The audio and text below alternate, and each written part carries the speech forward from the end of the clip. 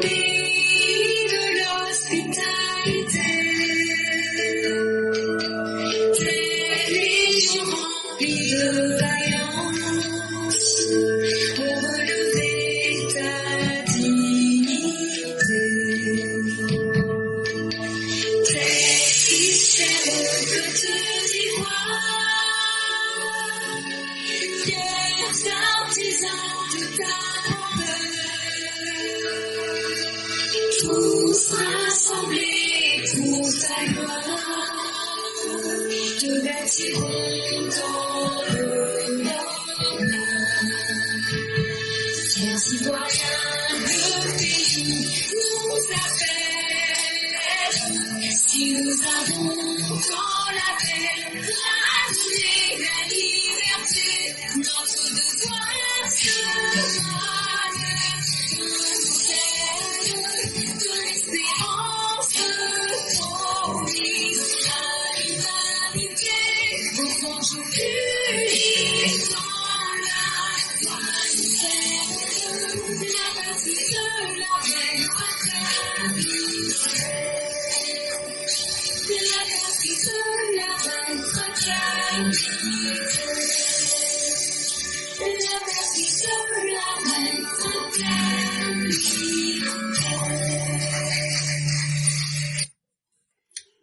Bonjour mesdames et messieurs, bonjour chers auditeurs, bonjour chères auditrices, bonjour à toutes celles et tous ceux qui nous suivent en ce 18 février 2026. Merci de nous faire confiance. Vous êtes sur la plateforme Éclaireur Pro Vérité. Aujourd'hui, nous aurons 3 sujets. Le troisième sujet est un texte de M. Oussou Kwame Rémy, qui est enseignant à l'université de Bouaké. Le texte a pour titre « Succession de Ouattara, Ténébraiement Ouattara, TBO dans les Starting Blocks ».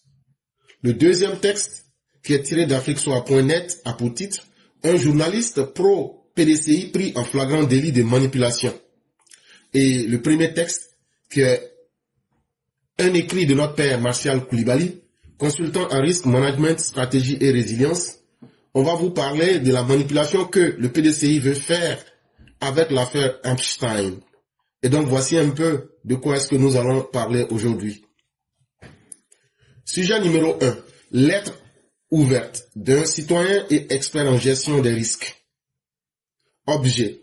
Cri d'alarme contre l'instrumentalisation des risques réputationnels de la Côte d'Ivoire par le PDCI. Et donc dans le titre ici, le père Martial Koulibaly nous explique que de son point de vue et de par l'expérience qu'il a, le PDCI est en train de conduire la Côte d'Ivoire sur un terrain qu'il ne maîtrise pas, mais un terrain où la réputation de la Côte d'Ivoire tout entière risque d'être ternie, alors que eux-mêmes n'ont pas les éléments pour maîtriser l'affaire. Eux-mêmes ne savent pas de quoi il est question, mais au nom de la haine et de la manipulation, et du fait que le PDCI n'a plus rien à offrir aux Ivoiriens, le PDCI veut aujourd'hui utiliser rien, tout et n'importe quoi pour essayer de salir l'image de la Côte d'Ivoire. En ma qualité de citoyen ivoirien et de professionnel de la gestion des risques et de la stratégie, j'ai pris connaissance, comme tout le monde, de la déclaration du PDCI relative à l'affaire internationale Jeffrey Epstein. Comme tous les Ivoiriens, hier, on a vu une lettre de 2 pages pondue par le PDCI. Dans cette lettre-là, ils disent que ce qui est dans l'affaire Epstein là, que eux veulent que le gouvernement n'a qu'à s'accuser lui-même, le gouvernement n'a qu'à accepter les faits et le gouvernement doit venir rendre compte aux Ivoiriens. Voilà, en résumé, ce qu'eux ils demandent. C'est-à-dire qu'il y a une affaire, on cite le nom des gens, on expose l'affaire, eux, ils disent, le gouvernement doit trouver forcément un problème pour que le gouvernement lui-même s'accuse et vienne s'expliquer devant les Ivoiriens. Si le débat démocratique est un pilier de notre République, la méthode de communication employée ici appelle à une analyse froide des risques qu'elle fait courir à notre nation. Au-delà de la polémique, ce texte constitue un cas d'école de manipulation des perceptions s'appuyant sur les leviers psychologiques qui méritent d'être dénoncés. En réalité, ce que le PDC est en train de faire, c'est un jeu, comme je le disais, qu'eux-mêmes ne maîtrisent pas, Mais aujourd'hui, si vous prenez l'affaire Epstein, les gens sont accusés ou des révélations sont faites tous les jours pêle-mêle. On est d'accord. Mais il y a quel pays au monde vous avez vu les opposants ou bien certaines personnes venir dire, puisque l'affaire, on a cité le nom de X ou de Y, donc cette personne-là doit être condamnée et en même temps, le gouvernement doit être responsable de ce qui a été tenu par des individus. C'est le PDCI aujourd'hui qui se met dans ce jeu-là. Et ils savent très bien dans quoi ils sont. Ils sont en train d'utiliser des éléments pour manipuler les gens. Ils sont en train d'utiliser des stratégies pour jouer sur la psychologie des gens, pour essayer de discréditer le pays, pour discréditer les dirigeants, pour essayer de saboter les institutions. Là, comme ça, la confiance du peuple dans le gouvernement et dans les institutions va se casser et comme ça, ils pourront saboter le gouvernement à l'international et si possible, ce qu'ils n'ont pas pu atteindre en 2025, ils vont pouvoir l'atteindre. Voilà l'objectif du PDCI à travers cette lettre. Point 1. Analyse des vulnérabilités cognitives et informationnelles de la déclaration du PDCI. Donc, dans la première partie, on va vous montrer d'abord les mécanismes et les risques que le PDCI a utilisés pour pouvoir écrire cette lettre. En tant qu'expert en risk management, je constate que la déclaration du PDCI utilise des mécanismes de communication de crise détournés de leur fonction d'information pour entrer dans le domaine de l'influence toxique. L'information que vous voyez là, ça peut être très négatif. Surtout quand on prend une information, qu'on ne cherche pas à analyser l'information. Le PDCI, comme tout le monde, n'a pas fait plus d'efforts d'aller dans le fond de l'information. Ils n'ont pas pris le temps de faire des analyses pour situer les responsabilités. Ils prennent une information, ils viennent, ils la balancent et ils demandent directement des comptes au gouvernement. Ça s'appelle simplement la volonté de détourner l'information de son vrai but. Parce que l'information, c'est pour donner un savoir et non de détourner l'attention et d'inscrire dans les mémoires ou bien dans les esprits une influence négative, une influence toxique. Or, ceux qui ont écrit cette lettre-là, leur première intention, c'était celle-ci. On a eu quelque chose, que ce soit vrai ou faux, on va la mettre là, et de cette information, on va voir et on va maintenant essayer de dire aux gens, ce gouvernement est très mauvais. Ce gouvernement est un gouvernement de corrompus. Ce gouvernement est rempli de personnes très sales. Et ce gouvernement ne mérite pas de vous diriger. Voilà l'objectif avec lequel ils ont écrit cette lettre. Et on va vous démontrer ces mécanismes. Prenons par exemple le premier point. L'instrumentalisation du bien d'ancrage. En citant avec insistance les années 2011-2012, le PDCI cherche à fixer l'esprit du lecteur sur une période politique sensible. La Côte d'Ivoire venait de sortir de la crise post-électorale. Cet ancrage temporel vise à créer un lien de causalité artificielle en faisant que le lecteur est insidieusement poussé à conclure que tout élément de cette période est suspect, sans qu'aucune preuve et aucun lien avec l'affaire Epstein ne soit fourni. Et donc dans cette lettre-là, si vous remarquez très bien, ils se sont beaucoup basés sur la période post-crise de 2010-2011. Et quand tu lis leurs lettres, tout ce qu'ils veulent te faire croire, c'est que le pouvoir du RHDP, là, ça a très mal commencé. Ça a commencé avec des mauvaises bases. Ça a commencé avec la corruption. Ça a commencé avec le recrutement de mauvaises personnes. Mais ce qu'ils oublient, c'est que eux aussi, le PDCI, ils étaient avec nous. Et donc, s'il y a des mauvaises personnes, s'il y a eu de la corruption, s'il y a eu des mauvais comportements, de la même manière que vous voulez accuser le RHDP là, en 2011-2012 là, vous étiez avec nous dans le RHDP. Et c'est Bédier qui félicitait le RHDP. Donc vous êtes les premiers à avoir applaudi tout ce que vous voulez reprocher au RHDP. Ce n'est pas vrai, chers parents, ce n'est pas vrai. Mais supposons que ce qu'ils sont en train de faire là, on n'a qu'à rentrer dedans. Si on rentre dedans là, eux sont les premiers responsables. Parce que comment se fait-il que si le RHDP, entre 2011 et 2012, a commis tous les crimes du monde Pourquoi eux ils étaient avec nous et puis eux ils étaient là, nous applaudissaient jusqu'à Bédié même est sorti pour dire que tout ce que Ouattara a fait de 2011 jusqu'en 2015 là, que ça mérite un autre mandat. Donc ça veut dire que vous avez été malhonnête avec vos militants. Ça veut dire que vous avez été malhonnête avec les Ivoiriens. Et donc vous saviez que tout ce que le RHDP faisait n'était pas bon dès le début de son pouvoir, mais vous êtes resté là et vous n'aviez pas été capable de dire la vérité aux Ivoiriens. Et c'est aujourd'hui maintenant que beaucoup d'Ivoiriens ont perdu, plus de 13 ans après, que vous venez vous arrêter aujourd'hui pour dire que vous allez accuser le RHDP, ou bien encore le RDR. Mais mieux, on était ensemble. Nous, on n'aura pas honte de ce que vous voulez inventer pour mettre sur nous, mais nous, on aura le courage de dire qu'on était avec vous et que vous étiez nos meilleurs complices dans cette affaire Einstein-là. Si on se dit les choses proprement, ça peut pas aller loin. Ceux avec qui, tout ce que vous voulez nous reprocher là, on est d'accord. Mais c'était avec vous qu'on faisait ça.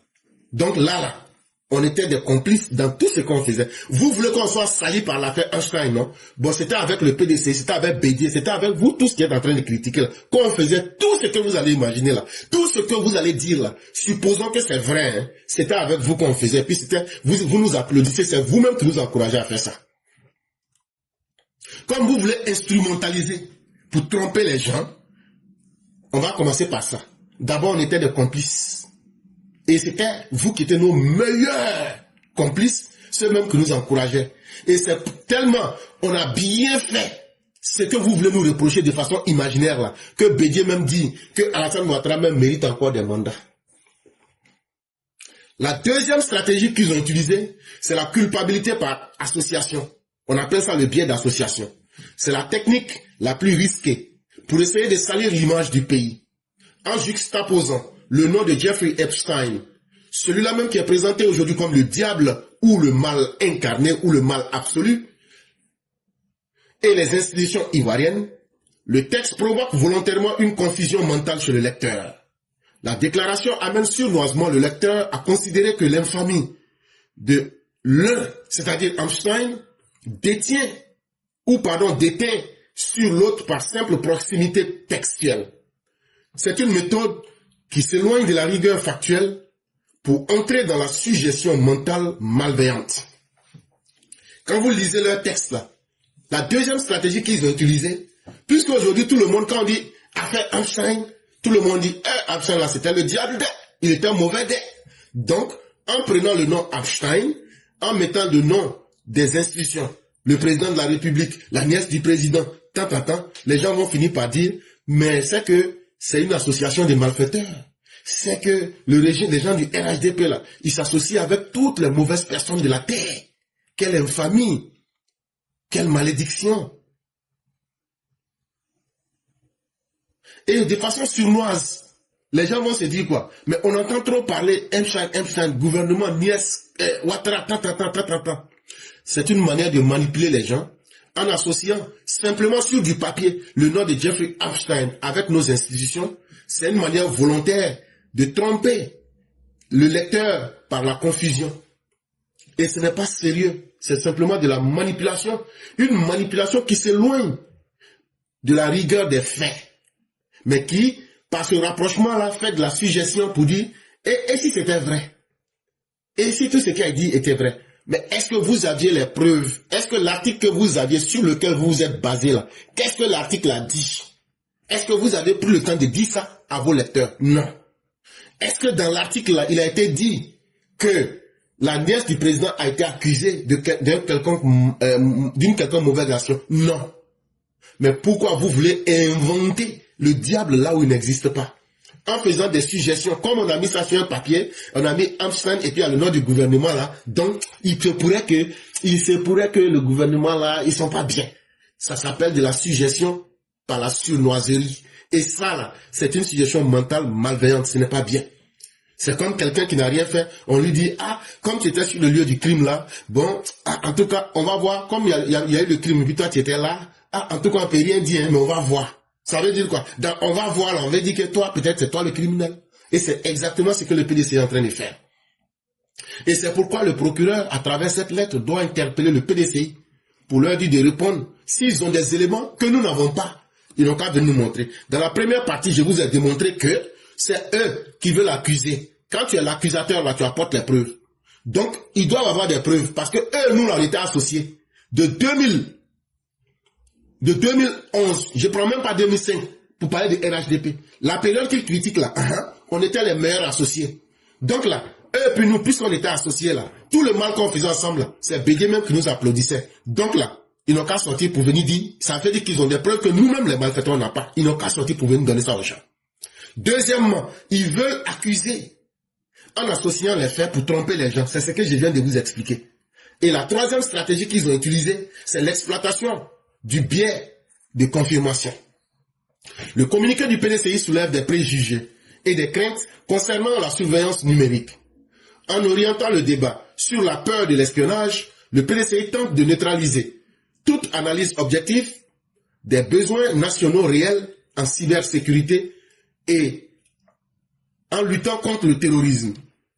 On ne cherche pas à informer, on cherche à valider une peur, une anxiété latente. Comment le PDCI, un parti qui a dirigé la Côte d'Ivoire, peut-il instrumentaliser aussi facilement les questions de sécurité des Ivoiriens dans un contexte sous-régional chaotique connu de tous? Et donc, qu'est-ce que le PDCI nous fait? Ils veulent soulever les peurs.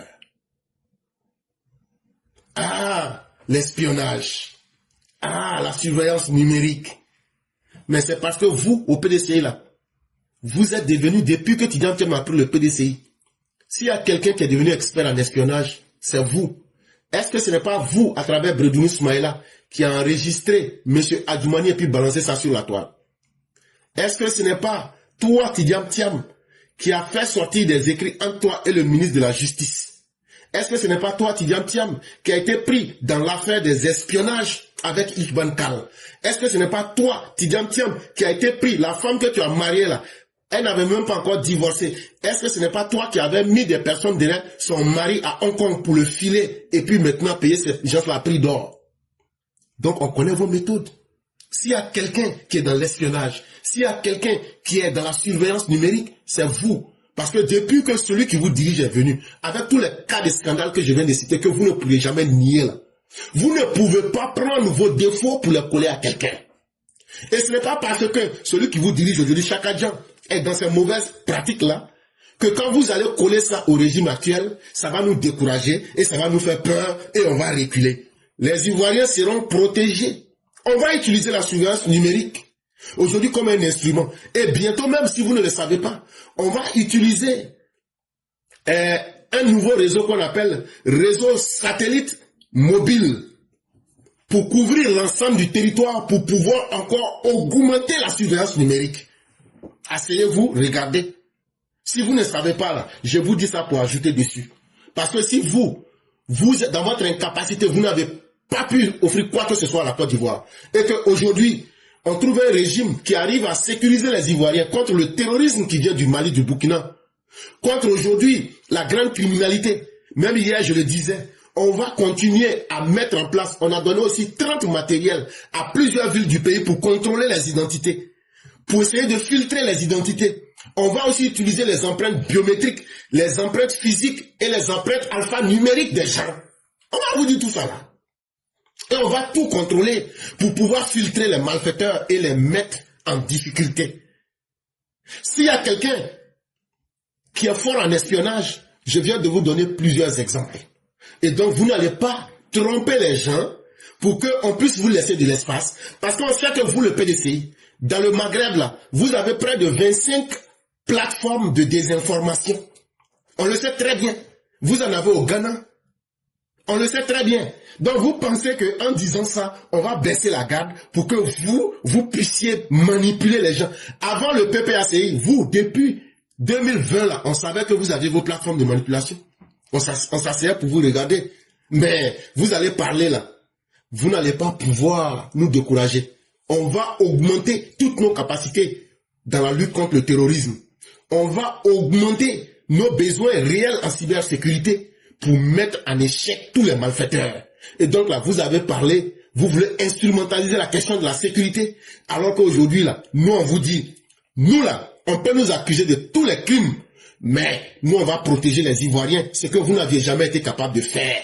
Et ce sont les Ivoiriens qui vont nous juger. Si notre gestion sécuritaire aura été chaotique ou si elle aura été un succès, ce sont les Ivoiriens qui vont être les meilleurs témoins. Mais une chose est évidente, si vous pouvez aujourd'hui vous asseoir, écrire des textes pour manipuler les gens, comme s'il n'y avait pas d'hommes intelligents dans le pays là, nous on va sortir pour dézinguer vos textes, mais en plus de cela, on va sortir pour dire que c'est parce que nous on arrive à vous protéger, à protéger vos pères et vos mères, qu'aujourd'hui vous pouvez vous asseoir dans des salons climatisés pour écrire des carabistouilles, des tas de merde pour faire sortir ça, pour venir dire qu'on a écrit quelque chose, on demande des comptes au gouvernement.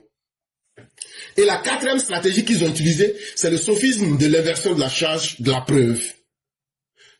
Quand on parle de sophisme là, sachez que la personne même qui a été le maître du sophisme s'appelle Protagoras.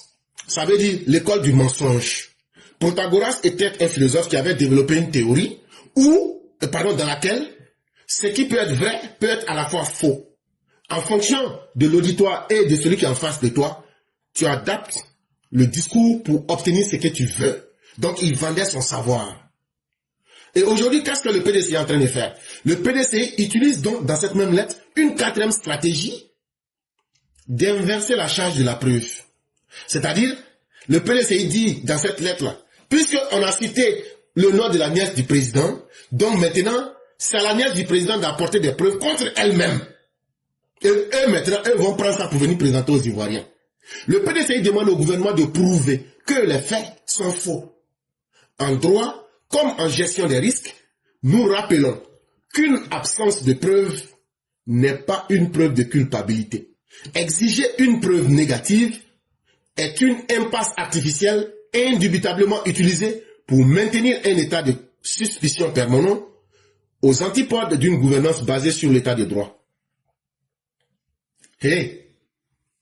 Quand le PDCI dit que le gouvernement doit sortir pour parler, là, ça veut dire le gouvernement doit sortir pour venir prouver que c'est faux. Ok, on est d'accord. Mais est-ce que, quand on dit qu'il n'y a pas de preuve pour quelque chose là, est-ce que c'est une preuve de culpabilité? Comme il n'y a pas de preuve là, donc c'est vrai. Depuis quand vous avez vu ça? Est-ce que vous, le PDCI, les preuves que vous aviez là, pourquoi vous ne présentez pas ça à vos militants? Mais vous dites au gouvernement de venir dire c'est faux ou mais c'est vrai. Non, on ne va jamais rentrer dans ça avec vous. C'est vous qui accusez. Le texte que vous avez lu là, c'est le même texte que tout le monde a lu. C'est vous qui avez vu le diable. Donc le diable que vous avez vu là, c'est à vous de prendre et de venir présenter aux gens. Le gouvernement n'a rien à expliquer. Le gouvernement n'a pas à se justifier. Parce que si vous savez qu'il n'y a pas de preuves et que vous demandez que le gouvernement apporte des preuves de la culpabilité, c'est que c'est vous qui souffrez de la maladie du sophisme. Et ça là, c'est exiger une preuve négative pour créer artificiellement un débat sur un problème que vous-même vous ne maîtrisez pas. Donc de la manière dont vous avez commencé là, le procureur doit vous demander de donner les preuves. Et si vous n'avez pas les preuves, le procureur doit vous demander d'écrire une lettre pour vous excuser. Parce que cette histoire ne doit pas rester comme ça. Parce que si elle reste comme ça, si le gouvernement s'assoit, si le procureur s'assoit, et que cette histoire reste comme ça, la suspicion va rester dans les esprits. Il y a des affaires, on ne dort pas là-dessus. Il y a des affaires, on ne s'amuse pas avec. Il y a des affaires, on ne prend pas le temps pour dire on va attendre. De la manière dont ils ont eu le courage d'écrire, le procureur est sorti hier pour parler. Il dit, cette affaire Einstein là, que les gens n'ont qu'à s'en méfier. Mais puisque le PDCI, en tant qu'une entité, veut manipuler et saboter les institutions, et il demande à ces mêmes institutions d'apporter des preuves contre elles parce qu'il n'y a pas de preuves existantes, il faudra que le procureur parte dans cette direction-là pour demander clairement au PDCI le même courage qui les a amenés à écrire cette lettre-là. Ils doivent aussi apporter aussi ce courage-là. S'ils n'ont pas ce courage-là, ils doivent sortir pour s'excuser. En tout cas, c'est le minimum que nous demandons. Et c'est pourquoi nous avons dit le jeu avec la justice est dangereux. Parce que ça peut nous conduire dans tout. S'amuser avec la justice, ça finit par conforter les criminels qui ne se donnent plus de barrières. Et ils vont faire tout et n'importe quoi. Voilà une preuve aujourd'hui. On dit qu'on n'a pas de preuves. On a entendu, on a lu comme tout le monde. Mais maintenant, là, vous qu'on a accusé, là, on vous demande d'apporter les preuves. Parce qu'il n'y a pas de preuves. Mais ça, là, c'est parce qu'on s'amuse avec la justice. Si on condamnait les gens, si on mettait les gens en face de leurs responsabilités, ce genre de trucs ne serait pas arrivé. Vous, un parti de criminels, vous qui avez massacré les Ivoiriens, il n'y a même pas encore en octobre à côté là, c'est vous aujourd'hui qui allez sortir pour dire que vous êtes choqués. Vous n'êtes pas choqués par les morts que vous avez causés. Vous n'êtes pas choqués par le mal que vous avez fait à la Côte d'Ivoire. Et vous venez vous présenter dans une lettre comme si vous étiez des saints, comme si vous étiez des personnes de bonne moralité. Et donc, c'est à vous de demander des comptes aux gens. Quel malheur et quelle abomination que le PDC est devenu. Les risques sur la réputation de notre pays. Et pourquoi ils doivent sortir? Pour soit donner des preuves aux Ivoiriens, ou bien ils doivent sortir pour présenter des excuses parce que ce qu'ils ont fait là, ça comporte de gros risques sur notre pays. Et on va vous expliquer ça. Ça veut dire ce qu'ils ont fait là. Non, mais c'est une simple lettre. C'est pas une simple lettre, hein.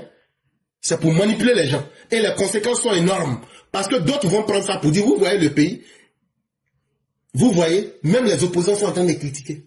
Ils veulent valider quelque chose qui n'existe pas. Ou bien quelque chose qu'ils ne maîtrisent pas. Même si vous avez vu dans cette affaire, nous, notre position était claire. C'est quelque chose qu'on ne maîtrise pas.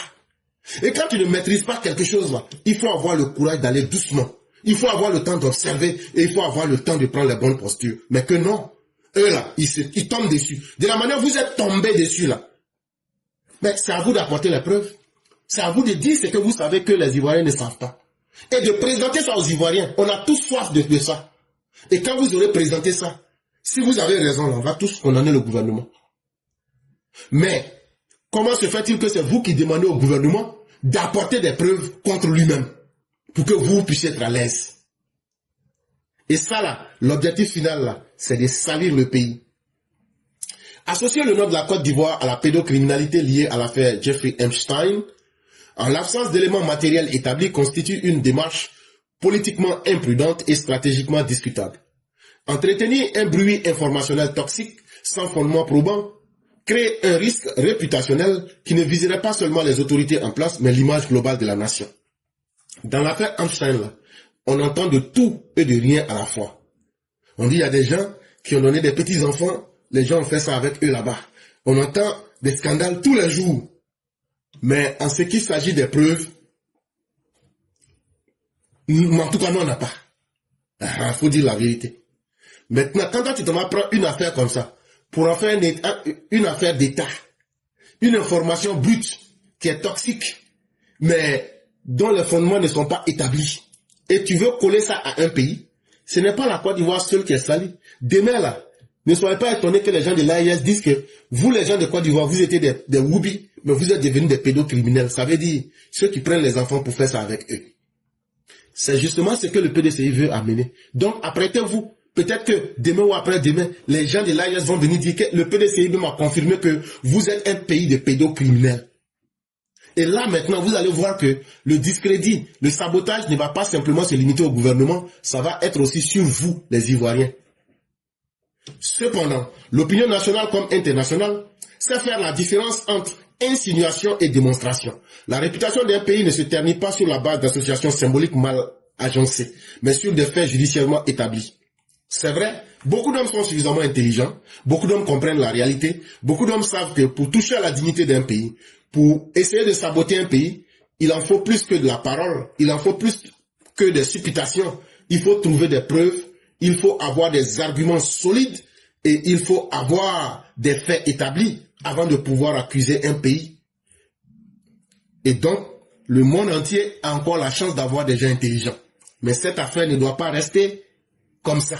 Le PDCI, le courage qui les a amenés à écrire cette lettre, ce même courage, on doit leur demander d'apporter les preuves. S'ils n'apportent pas les preuves, le procureur doit leur demander de présenter des excuses. Et s'il vous plaît, si nous avons des EPV qui sont à Abidjan, et je vais rentrer en contact avec le père Martial, nous allons leur déposer nos requêtes au bureau du procureur pour demander que le PDCI nous donne des... On ne va pas laisser cette histoire-là, parce que c'est très facile de parler et de ne rien faire. Chers tous, à commencer par le père Martial lui-même. Cher père Martial, de la manière dont vous avez été capable de dénoncer là, écrivez un autre document, on ira déposer ça au bureau du procureur pour demander nous aussi des preuves au PDCI, ou au cas échéant, il faudra que le PDCI vienne présenter des excuses aux Ivoiriens. Parce que ce n'est pas le gouvernement seul qui est touché. À travers cette accusation, c'est chacun de nous qui est touché. Et nous ne pourrons pas accepter ces faits-là. Et donc, chers EPV d'Abidjan, s'il vous plaît, apprêtez-vous. Il faut que peut-être au maximum, la semaine prochaine, ou on est aujourd'hui le mercredi, jusqu'au vendredi, nous puissions aller déposer ce document-là pour demander des comptes à ces gens-là. Il convient également de rappeler qu'un débat politique, aussi intense soit-il, ne modifie pas le mécanisme des fondamentaux économiques et institutionnels d'un État. Un bruit médiatique, lorsqu'il n'est pas étayé par des preuves tangibles, ne suffit pas à altérer durablement la perception rationnelle des investisseurs, à changer l'évaluation des risques souverains, à changer la crédibilité de la signature internationale, à changer la solidité de l'écosystème économique national. Le PDCI, en faisant ça, le PDCI veut vous faire du mal.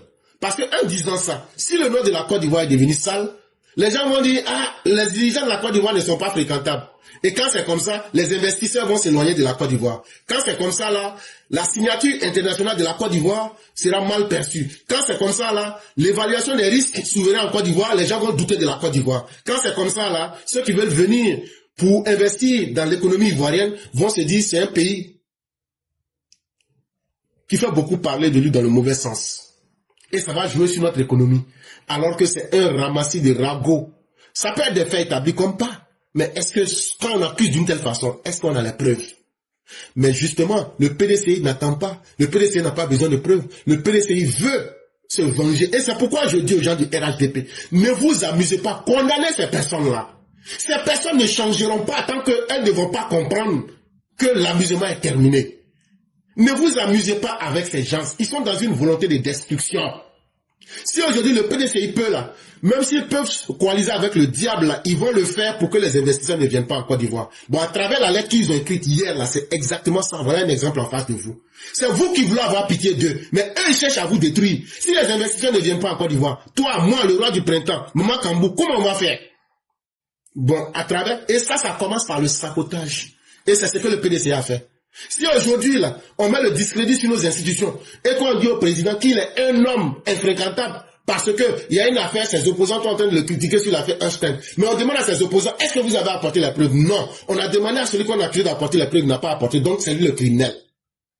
Ça, c'est quelle affaire, ça? Et donc, les gens vont douter de la signature internationale de la Côte d'Ivoire et ça va effondrer la Côte d'Ivoire. Et ceux qui n'ont pas réussi en 2020 pour prendre vos vies, là, ils vont détruire votre économie, ils vont détruire votre quotidien. Et des gens comme ça nous disent, non, il faut réconcilier, il faut avoir pitié d'eux. La prudence stratégique impose de distinguer le débat partisan de l'intérêt supérieur du pays. On peut parler, on peut dire ce qu'on a dit, mais le débat politique là n'est pas un débat qui vient pour mettre l'intérêt du pays en danger. Et quand on crée un parti politique, à ce parti politique, on donne les biens du peuple, les impôts des Ivoiriens.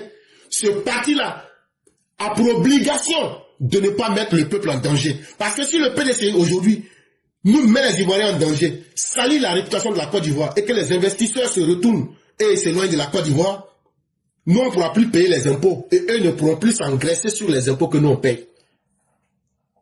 Et donc quelle sera notre conclusion?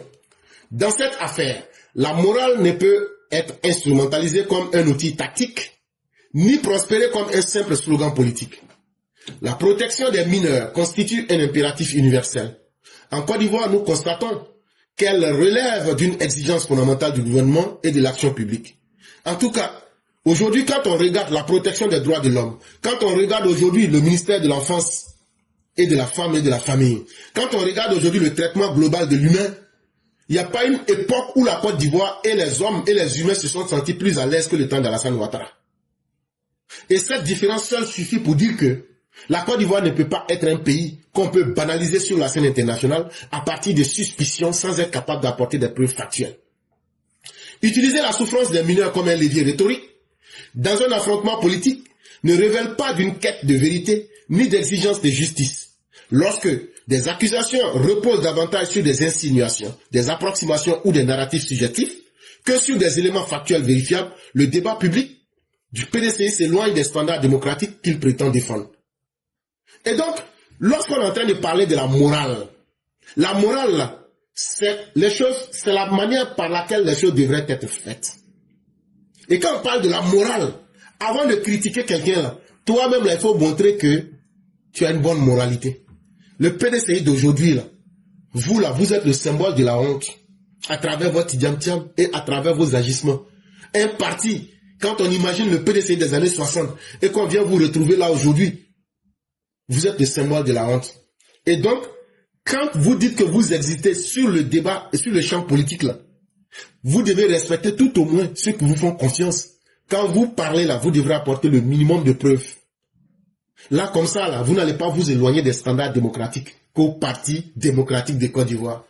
Parti des dictateurs de Côte d'Ivoire, ouais. La Côte d'Ivoire n'appartient plus aux politiciens, que ce soit le pouvoir ou l'opposition. La Côte d'Ivoire appartient aux Ivoiriens. Elle constitue un bien commun dont la réputation et la crédibilité engagent l'ensemble des citoyens. Fragiliser cette réputation par des amalgames non démontrés par des gains politiques, pour des gains politiques immédiats, revient à exposer collectivement la nation au bénéfice exclusif d'un intérêt partisan.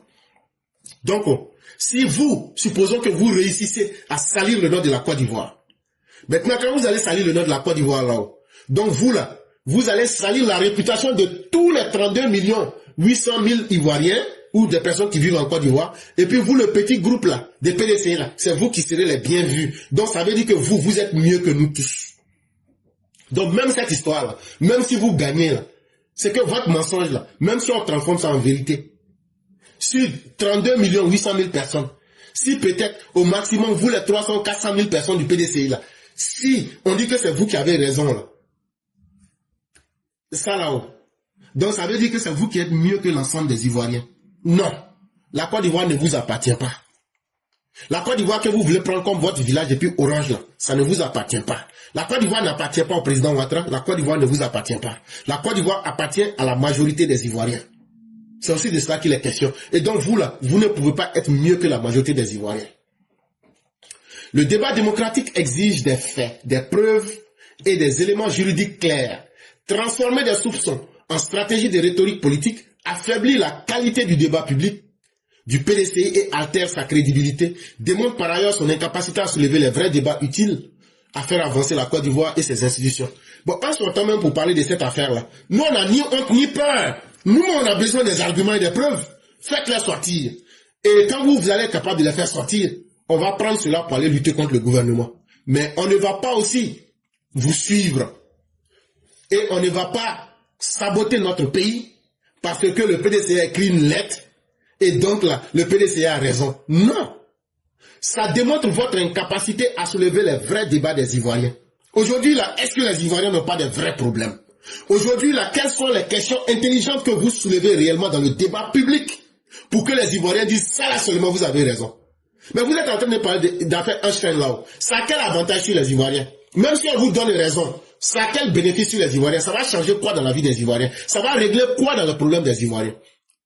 C'est un faux débat. Ça veut dire que le PDCI qu'on a aujourd'hui là, c'est un parti qui n'est même pas capable d'établir des débats de qualité.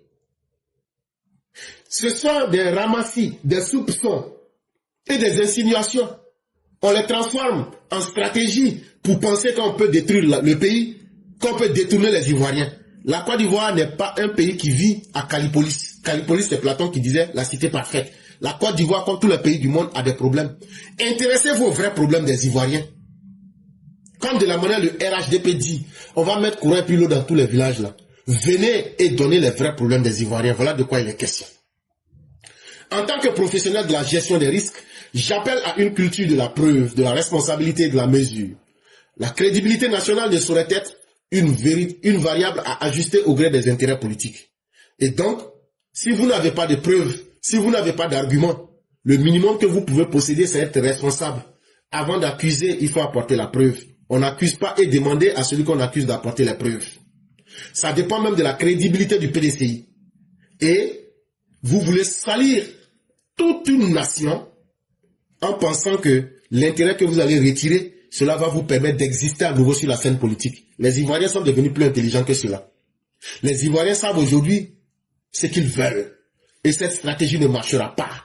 Et c'est pourquoi vous aviez trouvé des gens intelligents comme le père Martial Koulibaly pour vous répondre. Et c'est la position de la classe éclairante pro-vérité. Et nous nous assumons. Et nous demandons au procureur.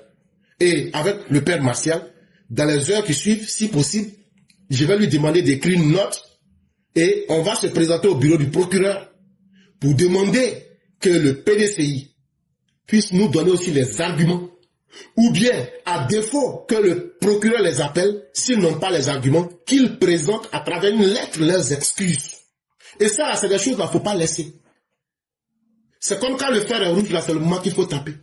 Et donc là, il faudrait qu'on fasse ça très vite. Quand je vais finir le direct, là, je vais appeler le père Martial. On va mettre ça en place. Je vais lui dire, il faut partir au bureau du procureur. Il va aller déposer.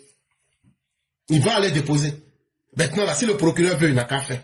S'il veut, faut pas, il n'a qu'à faire. Là, nous, c'est pas notre problème. Nous, on va aller déposer ça au bureau du procureur.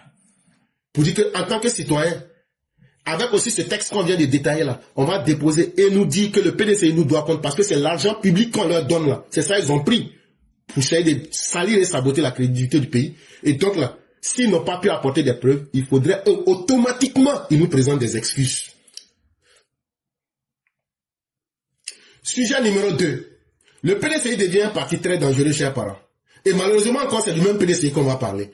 Un journaliste pro-PDCI pris en flagrant délit de manipulation visant Ivoire Hebdo. Il y a un journal qui s'appelle Ivoire Hebdo. Il y a un journaliste du PDCI qui vit aux États-Unis.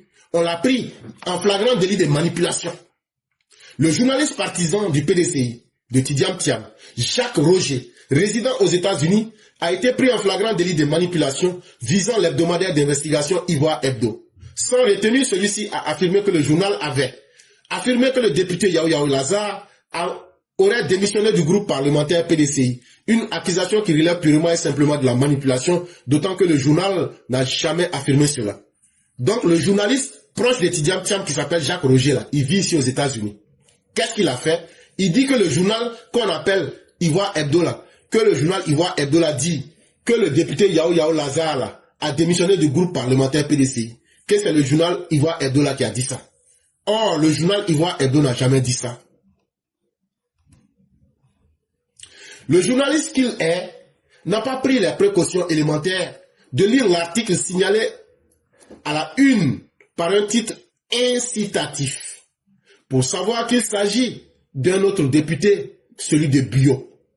En l'occurrence, Nouane Zézé Michel, adjoint au maire Yao Yao. La lecture de l'article était pourtant une exigence professionnelle.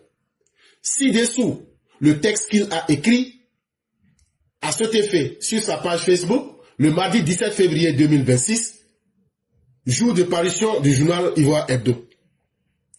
Bon, lui-même là, le journaliste de Chakadjan là, il n'a même pas pris le temps de lire le texte. C'est-à-dire ce qui est tombé dans sa tête, il a pris ça.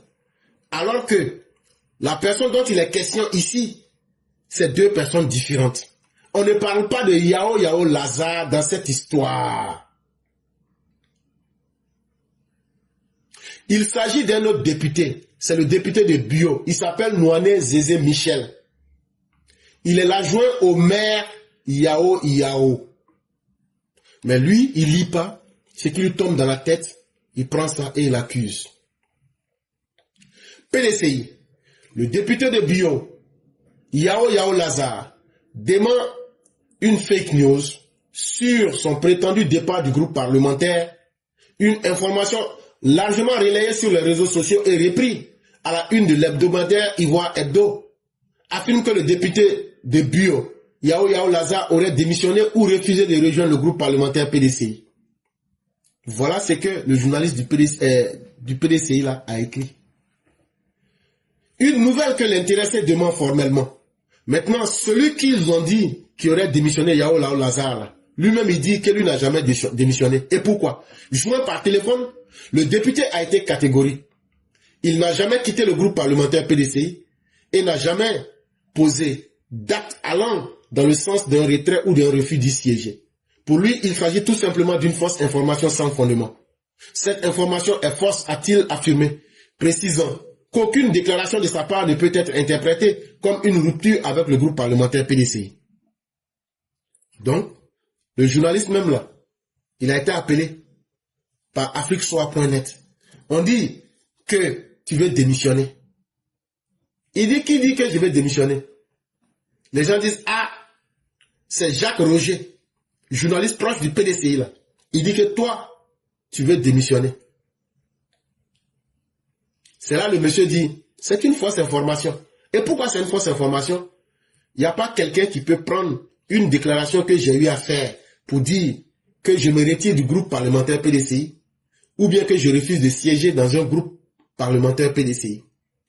C'est une fausse information, a-t-il affirmé, précisant qu'aucune déclaration de sa part ne peut être interprétée comme une rupture. Il dit qu'il n'y a aucune déclaration que quelqu'un peut montrer pour dire que lui, il a dit qu'il se distancie du PDCI. Il déplore la circulation de rumeurs non vérifiées, y compris dans certains médias, et appelle à plus de responsabilité et de rigueur dans le traitement de l'actualité politique. Dans un contexte politique déjà sensible, ce démenti vient rappeler l'importance de la vérification des sources avant toute publication, surtout lorsqu'il s'agit de la position d'un élu et de son appartenance à un groupe parlementaire. Et donc voilà encore le PDCI, et voici ce PDCI-là qui s'offre à nous dans le mensonge et dans la manipulation. Et nous allons terminer avec le sujet numéro 3.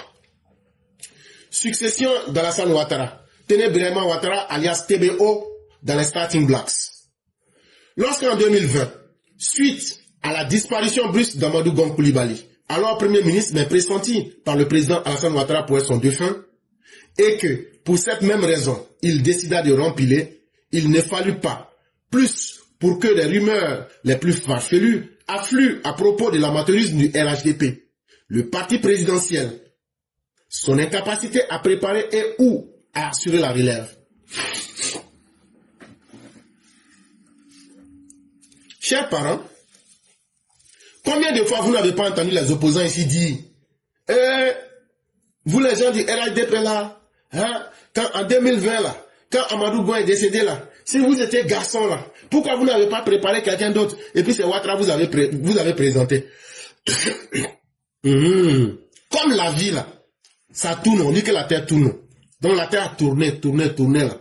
C'est que vous avez dit là. Nous on a compris. Oh. On a dit c'est pas mauvais. Comme vous n'avez pas aimé, après le décès d'Amadou Gon, comme vous n'avez pas aimé que ce soit Alassane Ouattara qui se présente pour cas de force majeure et qu'on a été incapable de préparer quelqu'un pour la succession d'Alassane Ouattara, vous avez pris ça pour nous moquer, non? Nous on a pris ça comme vrai. On a compris. Ce qui est arrivé en 2020 là, ça va plus arriver en 2030. Ce qu'on ignore, ou du moins ce que l'on fait d'ignorer, c'est que le président Alassane Ouattara, un homme très sage et doté d'un sens d'anticipation très élevé, préparait avec patience et la plus grande discrétion celui qui va prendre sa place plus tard. Tout était une question de temps. Étant donné les liens de parenté avec TBO, il fallait que le moment soit propice.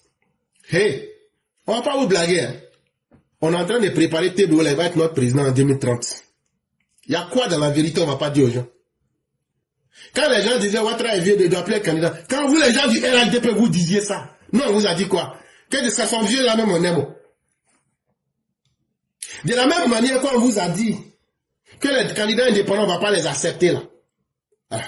De la même manière je vous ai dit que conseil de Siriki Diabaté là, on va pas faire là. Là où j'enlève mes informations là, Caillou, mon pied est dessus là. C'est Caillou là, je prends pour vous dire, hey, on n'a qu'à arrêter de s'amuser. Si vous voulez la couper nos têtes, TBO là, on est en train de le préparer pour qu'il n'a qu'à être le président. Si ça ne plaît pas à quelqu'un là, vous n'êtes pas plus militant que quiconque. Si ça ne plaît pas à quelqu'un là, ouais, vous enlevez le nom dans RHDP. Si ça ne plaît pas à quelqu'un là, vous pouvez aussi couper nos têtes. Si ça ne plaît pas à quelqu'un là, vous pouvez aussi présenter vos candidats. Mais c'est que les opposants nous ont dit que Alassane Ouattara était incapable à fabriquer des successeurs là. Vous avez dit ça il y a longtemps. Maintenant on est en train de fabriquer successeurs, vous vous plaignez. Que non, ils sont même parents, c'est lui qui va accoucher, c'est son fils qui est ténébrament. On s'en tape. Nous ça nous intéresse pas. Ténébrament Ouattara lui-même là, c'est pas sa personne qui nous intéresse. C'est ce qu'il peut apporter aux Ivoiriens là qui nous intéresse. Si vous ne savez pas que le pays a atteint un niveau où aujourd'hui on a besoin d'hommes capables, où aujourd'hui on a besoin d'hommes qui peuvent apporter des résultats, nous on sait ce que nous on veut. Nous on n'a pas dit que notre choix là, c'est validé par Dieu, hein, mais nous on vous dit en grand caractère ce qu'on est en train de faire.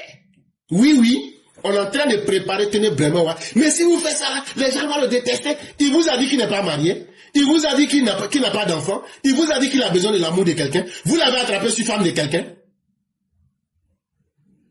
Et voilà, on s'en fout. Il va se faire des ennemis. Mais qui vous a dit que toute la Côte d'Ivoire l'aime? Il n'est pas là pour être aimé. Il est là pour servir les Ivoiriens. C'est des arguments farfelus. Non, ça va créer des troubles à l'intérieur du RHDP. Mais le RHDP même là, il y a des traites déjà parmi nous. Il y a des traites déjà parmi nous. Mais des gens honnêtes comme nous sont très rares dans le RHDP. Des gens qui disent leurs idées, qui donnent les arguments. Et ces arguments-là vont à l'avantage du pays. Et tenez vraiment, on ne l'aime pas plus que le président Ouattara et on ne le déteste pas plus que le président Ouattara. C'est ce qu'ils peuvent apporter au pays qui nous intéresse. Quelqu'un qui a pu protéger la vie de vos parents. Quelqu'un aujourd'hui qui a toute l'intelligence de pouvoir apporter plus. Il faut le négliger parce que ça va mettre les gens mal à l'aise, mais ça va compromettre nos vies. Hey, on va vous mettre mal à l'aise, mais nous là, on ne va pas sacrifier nos vies pour faire plaisir à quelqu'un. Ce qui nous arrange aujourd'hui, elle s'appelle Ténébrement Ouattara. Et vous aviez dit que le président Ouattara n'était pas capable de préparer des successeurs. Maintenant, là, on vous donne le nom d'un de ses successeurs. Et puis, il n'est pas le seul. Hein. On a au moins 3 comme ça. Si vous ne savez pas, là, mon pied là, caillou sur lequel mon pied est là, je vous donne des informations, je ne rentre pas dans les détails. C'est pas Ténébrement seul, hein. On en a 3. Ça veut dire que même si vous empoisonnez Ténébrement à l'heure là, on va sauter en même temps sur le deuxième. Si vous empoisonnez lui encore là, on va encore sauter sur le troisième. Ça ne vous cache même pas. Hey. C'est vous qui avancez, c'est vous qui êtes esclave des événements. Sinon nous là dans notre tête tout est clair. Hein. Dans la tête du président Ouattara tout est clair. On n'aura pas honte de quelqu'un. Des xénophobes, des tribalistes, des espions, des hypocrites cachés dans le parti. Non, ça ne marchera pas. On fera ce qui peut arranger d'abord la majorité des Ivoiriens. Et nous on le dit, on décomplexe le message et on assume. Il y a quoi dans la vérité? Si sur cette terre-là, il n'y a pas de garçons pour dire la vérité, là, c'est que l'être humain ne mérite pas d'être là. Toutefois, en réalité, tout a débuté en 2011, lorsque Ténébrement Ouattara quitta son emploi dans le secteur financier pour venir servir aux côtés de son frère aîné en 2011. À cette époque-là déjà, il est nommé ministre des Affaires présidentielles en 2012. Une chose en entraînant une autre, ses responsabilités s'accrurent à un tel point qu'on lui confia la gestion des services rattachés à la présidence, notamment le cabinet de la première dame et le domaine réservé au chef de l'État, c'est-à-dire les services de renseignement et des questions sécuritaires. Beaucoup sont là, c'est comme si, quand on connaît rien là, on se calme. Ce monsieur-là, il a été formé à tous les leviers du pouvoir pour la gestion. Il a été formé dans les services de renseignement. Il a été formé dans les services de sécurité. Il a été formé dans tous les domaines. Et toute cette formation-là, quand tu entraînes quelqu'un là, c'est pour qu'un jour, il puisse venir donner le résultat de l'entraînement. Et aujourd'hui, vous allez venir vous arrêter que non, si on fait ça là, c'est pas bien. Est-ce que nous, on vous a dit qu'on est en train de parler de morale? Est-ce qu'en politique, là, on vous a dit que c'est une affaire de religion? La politique est d'abord une affaire d'intérêt. Et celui qui peut nous arranger aujourd'hui s'appelle Ténébrement Ouattara. Et quand je vais être à Abidjan, là, je vais porter son tricot. Il y a quoi dans la vérité qu'on ne m'a pas dit? Il y a quoi dans la vérité qu'on ne m'a pas dit? Parce que lui, il est le petit frère du président. C'est la même mauvaise personne.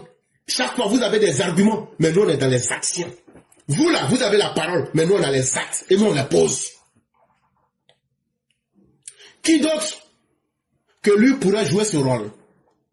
C'est-à-dire qu'il commence à siéger au Conseil national de sécurité.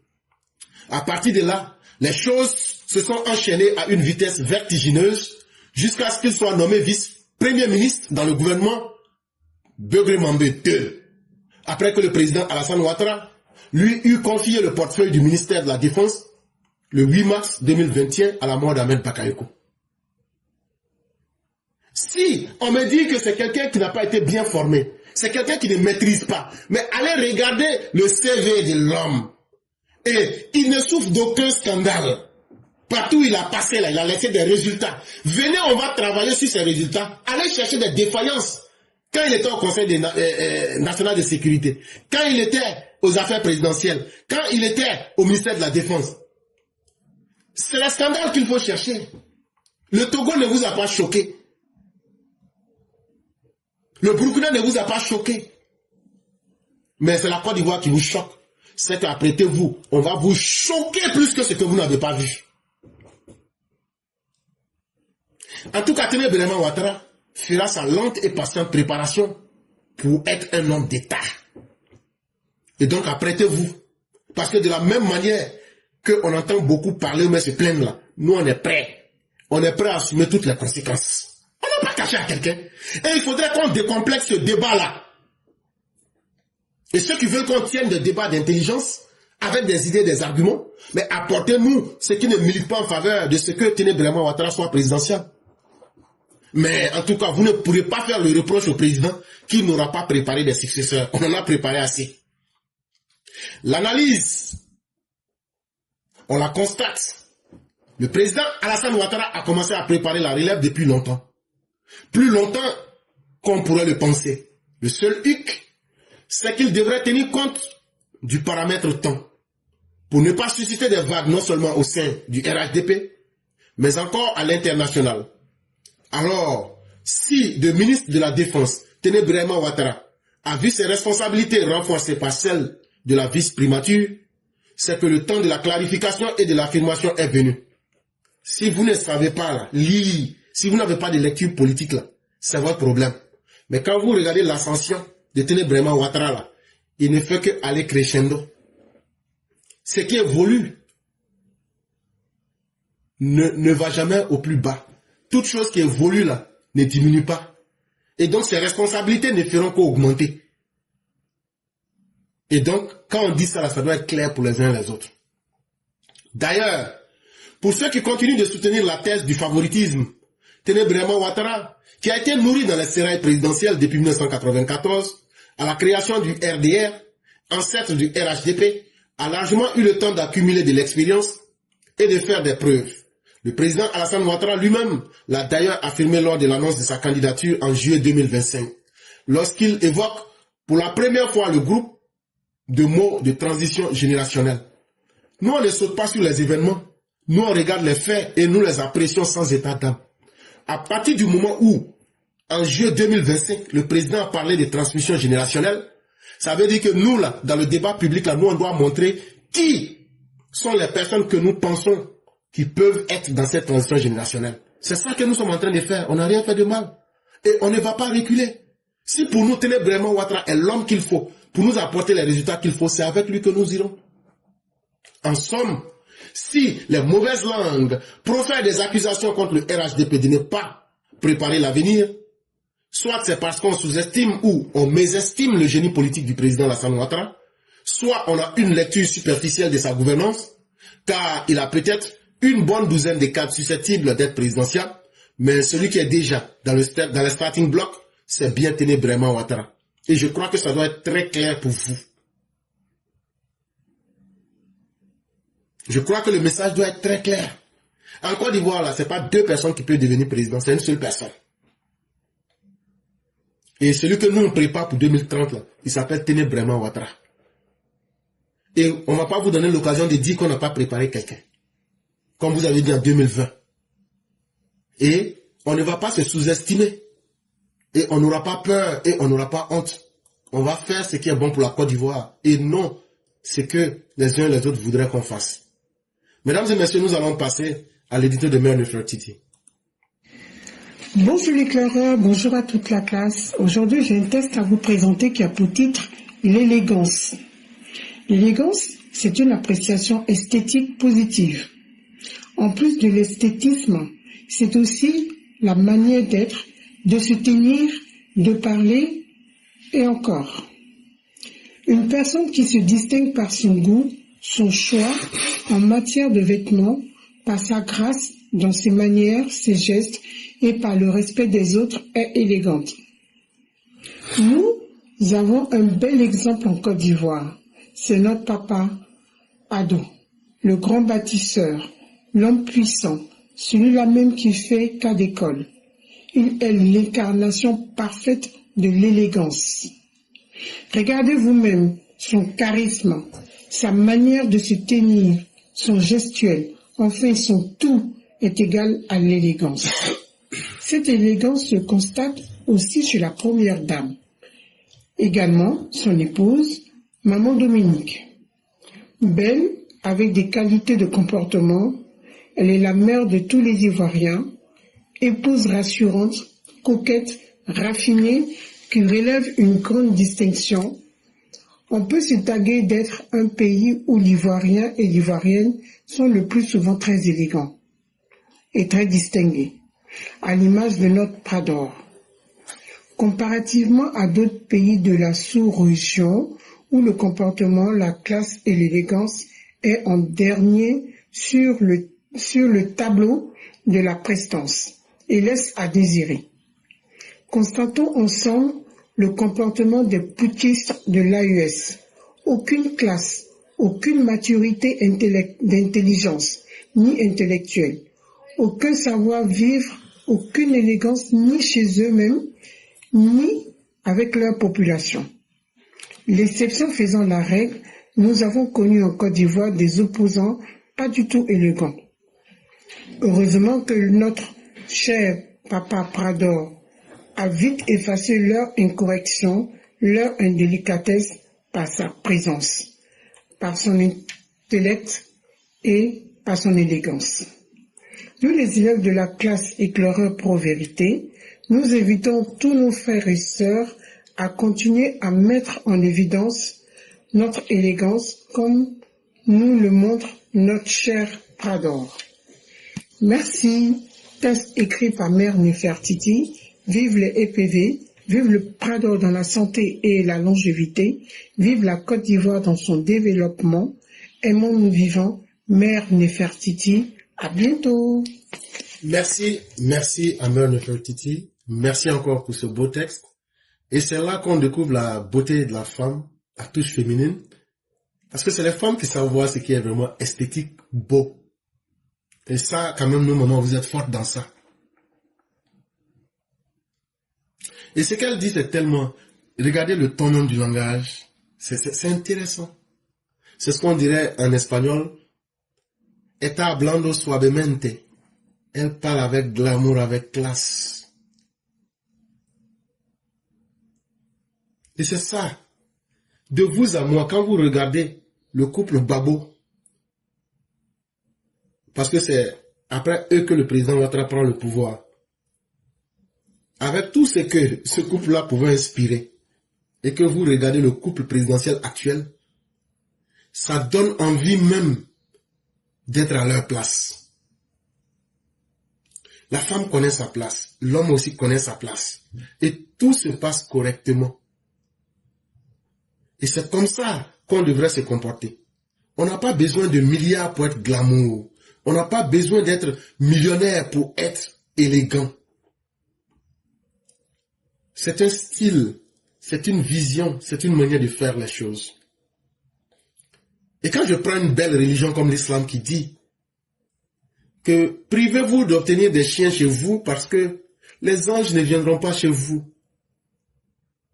Il dit, si vous n'avez pas les capacités de maîtriser des chiens, ne les gardez pas parce que les gens élégants ne viendront pas chez vous. Parce que c'est des gens qui sont déjà classe. Quand le chien va aboyer, ça va les mettre mal à l'aise. Ils seront indisposés et ça fera qu'ils ne vont pas venir chez vous. Quand j'imagine encore cette belle religion du Messie, fils de Marie, qui est qualifié d'être, tellement il était élégant, on dit même que c'est un ange. Voilà comment les vrais humains se comportent. Mais quand on regarde autour de nous, des gens qui sont à l'époque de Toutankhamon, des gens qui sont à l'époque de Sundiata Keïta, des gens qui sont au temps de, comment on appelle, de Chaka Zulu, en train de nous présenter la brutalité, en train de nous présenter tout ce qui inspire la sauvagerie humaine, ça ne fait pas honneur. Plus l'être humain devient intelligent, plus il devient glamour, il devient classe, il devient élégant. C'est de cela qu'il est question. Et c'est à cela que l'humain accompli doit aboutir. Nous ne sommes pas une transition. Nous devons être un pont, comme disait Friedrich Nietzsche. Il faudrait que nous soyons la voie par laquelle les autres puissent dire, voilà, c'est cela qu'il faut suivre. Et vraiment, merci beaucoup à Mère Nefertiti pour ce beau texte. Merci. Aujourd'hui, nous n'avons pas assez de temps. Et comme on aime à le faire, on ne prendra plus personne, puisqu'il y a déjà 1, 2, 3, 4 personnes. Il y a le Père Martial qui va aussi parler. Donc, on va laisser 5 minutes, à l'exception du Père Martial, pour que nos mères puissent s'exprimer. Puisque moi-même, je dois aller au travail, je me suis levé en retard. Donc, j'ai coincé pour pouvoir faire l'émission. Donc, le temps est en train de coincer. Donc, on va laisser 5 minutes à nos mamans qui vont parler.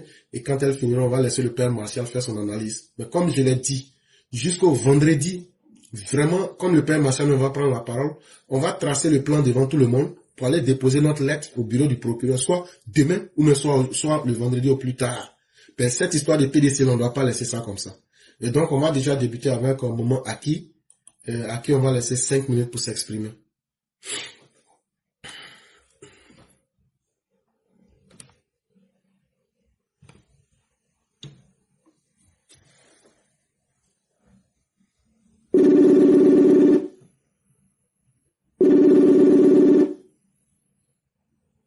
Alors? Bonjour éclaireur. Bonjour cher mère, comment allez-vous? Bonjour à tous. Éclaireur, permettez que je vous ramène un peu en rétro. C'est concernant l'émission de lundi, la conservation du pouvoir d'État. Et vous avez défini 4 aspects hyper importants, je suppose. Et vous avez aussi développé leur contenu, des contenus pour moi hyper riches et de haute qualité, ça c'est sûr, indéniable.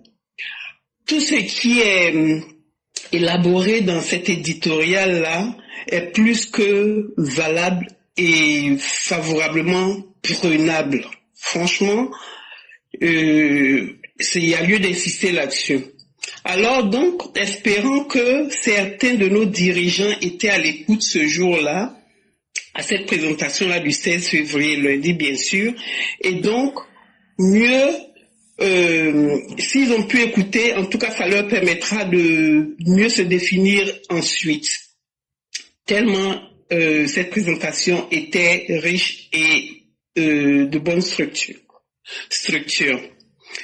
Il y a un élément parmi tous ces grands défis que vous avez présentés qui me demande alors de vous interpeller. C'est pas une mauvaise interpellation, bien au contraire. C'est l'accent particulier alors que vous avez porté, sur le doute. J'espère que vous vous rappelez encore de bien de choses que vous avez dit à cette émission. Alors, je nomme celui-là comme un sujet étant crucial. Cher maître éclaireur, alors, voyant combien l'opposant ivoirien est délibérément capricieux depuis, sous la gouvernance du président Ouattara, et au vu de la liberté d'expression qui est plus que réelle, avec des opposants qui disent tout en tout lieu et tout le temps, en toute liberté, en plus de tous ces éléments importants que vous avez déployés dans cette émission-là du 16 février éclaireur, face à cet enjeu, parce que c'est une question d'enjeu, face à cet enjeu qui est le nôtre aujourd'hui, quelle suggestion pouvez-vous, éclaireur, faire à nos dirigeants RHDP pour ne pas se laisser piéger, non seulement dans cette autosatisfaction sur laquelle vous avez vraiment mis une bonne évidence, mais aussi les critiques malfaisantes et incessantes de nos opposants pour empêcher nos dirigeants alors de tomber dans ce piège-là de ces négationnistes, voilà, et par conséquent s'affaiblir, parce que même ça, c'est un mot que vous avez aussi employé dans votre présentation. Alors, en tout cas, quel communicat, c'est un peu la question que je vous pose aujourd'hui. Est-ce que vous pouvez leur apporter encore des éléments pour ne serait-ce que fouetter leur orgueil de sorte à ce qu'ils ne tombent pas dans cette facilité? En tout cas, merci. Je vais pas être plus long que ça, vu qu'il y a une limite de temps. Et puis bon, voilà. Mais sinon, nous communiquons aussi après du travail qu'ils ont fait pour de défense contre tous ces malfaisants. Je crois que aujourd'hui, il est aussi temps de poser un nouveau regard sur comment consolider ce travail et puis maintenir le pouvoir dans la bonne direction. Merci beaucoup, éclaireur. Merci infiniment, chère mère. Et votre préoccupation est totalement vraie. Il y a beaucoup de choses qu'on aurait pu dire. Il sera utile que le RHDP ait une très bonne lecture de la situation politique et de la situation mondiale. Parce que je me souviens très bien, j'ai parlé du doute qui paralyse et qui nous empêche même d'anticiper. Et si on n'anticipe pas, on reste dans l'échec. Et si vous avez remarqué l'émission d'aujourd'hui, c'est justement dans ces détails-là que j'étais. Quand j'ai pris le problème TBO, nous on est dans l'anticipation. Ça veut dire que nous on a vaincu le doute. On préfère poser la problématique pour être dans le doute dynamique positif. Un doute qui nous amène non seulement à nous remettre en question, mais qui nous amène aussi à aller vers l'innovation. Vous avez vu la troisième thématique que j'ai développée, le cas TBO aujourd'hui. Mais si vous remarquez très bien, les deux premières thématiques que j'ai développées, c'était les stratégies de manipulation de l'opposition. Et donc, ils feront tout pour saper et saboter les consciences. Et donc, si le RHDP est suffisamment malin, c'est de s'entourer d'intellectuels aguerris qui peuvent porter des critiques sans état d'âme, même quand c'est contre le RHDP lui-même. Et quand c'est comme ça, là, ça va nous permettre de rester fortement ancrés sur terre, les pieds sur terre, pour ne pas commettre des erreurs. Le RHDP n'est plus à une époque où on va chercher à entendre ceux qui veulent nous faire plaisir dans nos oreilles. Mais on cherche aujourd'hui des gens qui peuvent nous faire des critiques, qui peuvent nous permettre d'innover, de donner des résultats, mais surtout d'avoir une très bonne lecture. Si ce que les opposants disent est vrai, on sortira pour confirmer. Mais si ce qu'ils disent n'est pas vrai, comme on a fait aujourd'hui avec la lettre du PDCI, on sortira aussi pour leur dire non. Nous avons des intellectuels et nous avons un phare PHAR qui est clair même dans l'obscurité pour dire que non. On ne va pas laisser tomber l'intérêt du pays parce que parler est facile, mais parler avec responsabilité, c'est ça qui rend encore la parole plus intéressante. Et donc voilà un peu la réponse que j'aurais pu donner, cher maître. Merci, il y en a beaucoup à dire, mais c'est que partie remise. Merci beaucoup, éclaireur. Merci. Merci beaucoup, cher maître, et excellente soirée à vous.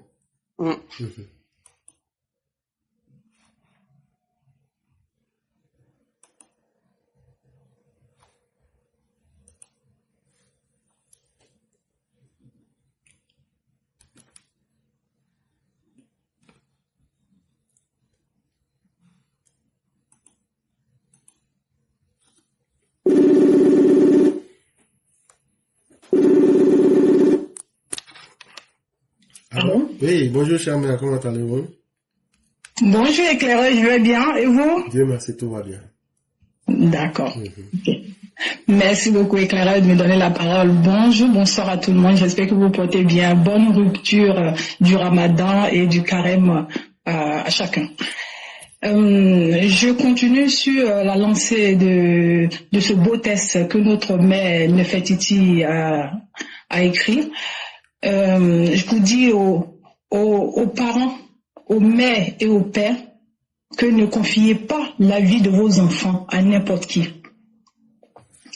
Vous-même, vous vous rappelez avant comment nous étions, comment la jeunesse ivoirienne était malmenée.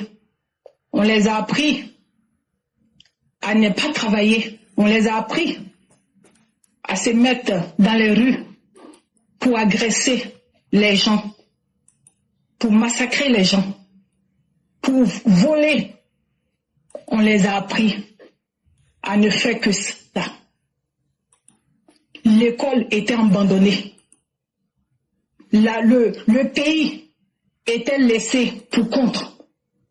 L'image de la Côte d'Ivoire n'était pas beau à voir.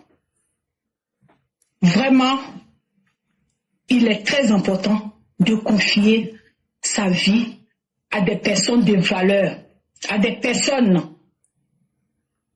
qui ont travaillé pour avoir un nom qui sont des modèles dans le monde entier, des personnes de confiance, des personnes, comme elle a dit, notre mère Nefertiti, élégants. Vous voyez comme nous sommes aujourd'hui, l'élégance que nous avons. Vous voyez comment nos jeunes se battent, travaillent, innovent dans le monde entier, obtiennent des médailles, des prix, sont des valeurs, le respect, en fait, là, comment je vais dire ça même là, nous sommes tellement fiers, la fierté de notre pays. Et cela, c'est grâce à un seul homme, qui est son Excellence, Docteur Alassane Ouattara. Si le docteur, son Excellence Alassane Ouattara était comme les autres, tout ce que nous voyons comme la richesse, comme la beauté, comme l'élégance que nous voyons partout dans le monde, fait par les Ivoiriens dignes de ce nom, parce qu'ils ont en face d'eux un homme digne comme le docteur son Excellence Alassane Ouattara, un bâtisseur, un travailleur, un homme déterminé pour envoyer plus loin son pays, ainsi que toute sa population, tous les Ivoiriens dignes de ce nom. Et c'est derrière ce monsieur-là qu'on doit aller.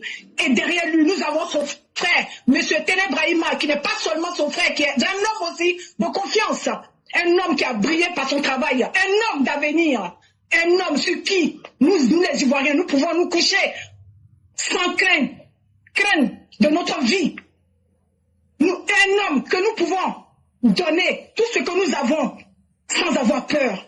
Et chers Ivoiriens, ça, ces personnes-là qu'on doit confier notre vie. Et non aux personnes qui passent leur temps à critiquer, qui ont été incapables en 10 ans de règne à ne rien faire, qui ont gâché la vie de nos enfants, qui ont gâché la vie des uns et les autres, des Ivoiriens. On avait honte de dire aux gens on était Ivoiriens à cette époque, à leur époque.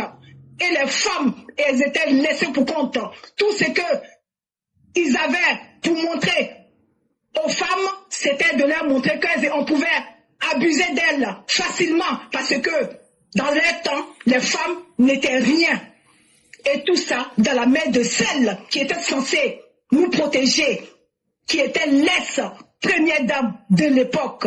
Et quand on voit notre première dame, notre mère Dominique Ouattara, une femme de valeur, une femme d'élégance, nous avons tous envie de lui ressembler. Merci au docteur son Excellence Alassane Ouattara. Merci à vous, notre mère, notre digne première dame, Madame Dominique Ouattara. Et merci beaucoup à notre Téné Brahima. Vraiment, protège-nous et nous nous couchons et nous sommes confiants. Nous pouvons vous confier notre vie et la vie de nos parents sans être inquiets. Merci à vous d'être là et que Dieu vous bénisse. Voilà ce que je voulais dire ce soir et bonne rupture de Ramadan à chacun. Merci et j'en profite en même temps pour vous dire nos choses de la vie, nous allons reprendre après le Ramadan, s'il vous plaît. Merci beaucoup à chacun et à chacune. Merci beaucoup et je m'arrête là. Merci infiniment, chère mère. Et on dit aussi l'ouvrier mérite le repos. Effectivement, ça ne sera pas facile, il va falloir que vous vous reposez. Et vraiment, ce que vous avez dit est très puissant et c'est très fort. C'est pas permis à tout le monde d'aimer ce qui est beau et élégant. On le comprend. Il y a des gens, c'est dans ce qui est vilain. Et vous allez voir que dans la nature, par exemple, les asticots vivent dans les WC. Eux, ils trouvent que c'est beau pour eux. Mais voyez-vous comment l'appréciation peut être différente. Mais nous qui avons compris et qui comprenons bien le monde comme vous venez de le faire, ne nous décourageons pas et n'écoutons pas tous ceux qui peuvent nous distraire. Ayons confiance en ce que nous croyons. Nous avons confiance au président Ouattara. Nous avons confiance en notre première dame. Nous avons confiance en Téné Brahima Ouattara. Et ce n'est pas parce qu'on les aime, mais c'est par les actes qu'ils posent. Et ces actes-là, tant qu'ils ne les auront pas trahis, c'est pas nous, on va changer aussi notre comportement. Et nous n'aurons pas honte d'eux. Nous, on n'a pas honte d'Alassane Ouattara, hein. Nous, on n'a pas honte. Et nous, on est très fiers avec Alassane Ouattara, la première dame PTBO. Si vous voulez là, prenez caca, vous allez nous lancer ça. Nous, ce qu'on a vu là, c'est ça, nous, on va aller. C'est l'histoire là. Qu'est-ce qu'on n'a pas dit d'Alassane Ouattara? Quand il va venir, la Côte d'Ivoire sera vendue. Quand il va venir, mais aujourd'hui, qu'est-ce que ses ennemis disent? qu'il n'a plus vendu Côte d'Ivoire. Hein. Il allait prendre l'argent des Blancs là, pour venir mettre ça dans le pays. Ah, c'est pas lui qui allait vendre Côte d'Ivoire là. Il n'a plus vendu Côte d'Ivoire, mais il allait blaguer les Blancs pour prendre leur argent pour venir endetter le pays. Mais ça veut dire que non seulement il a vaincu vos pronostics, mais il a fait mieux en allant prendre l'argent des Blancs pour venir mettre. Ça veut dire qu'il a acheté les Blancs. Et TBO va faire encore plus.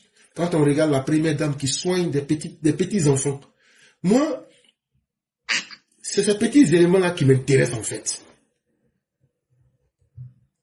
Quand par exemple, une famille n'a pas les moyens de soigner son enfant, que la première dame prend en charge cette pathologie et que ce petit enfant guérit là, c'est ce tact-là qui fait que on a de l'amour, du respect et de la considération pour ces personnes-là.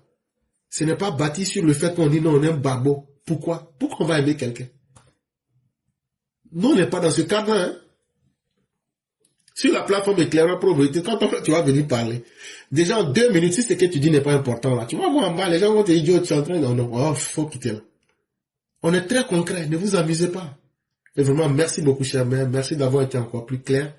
Et ceux qui n'ont pas compris, on parle pour qu'ils puissent comprendre. Et vraiment, merci à vous. Et bon mois de Ramadan à vous. Et bon mois de Carême aussi à tous ceux qui sont chrétiens.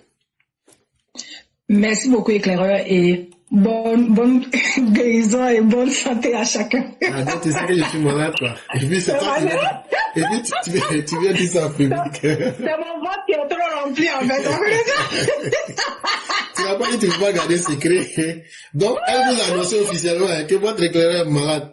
En fait, donc c'est, voilà. Mais je guérirai. Je vais guérir. Inch'Allah. Ça va aller. Ok, merci et bonne soirée à chacun. Au revoir.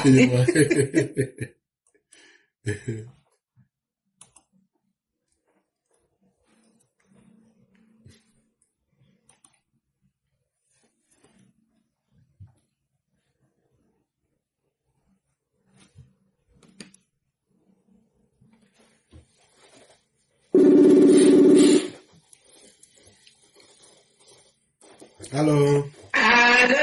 Salam alaikum. Wa alaikum salam wa rahmatullah barakatuh, mon professeur 5 étoiles. Comment vas-tu? Dieu merci, tu vas très bien. Faut crier doucement, il ne faut pas tomber haut. Non, tu sais ce que j'ai dit. J'ai dit que c'est Dieu. Quand il parlait hier à pour me dire au dîner. Elle a déjà arrêté. Tout le temps, c'est le premier jour. Quand on commence à rentrer dans la deuxième semaine, là, d'ici 5e jour, elle ne pourra plus parler.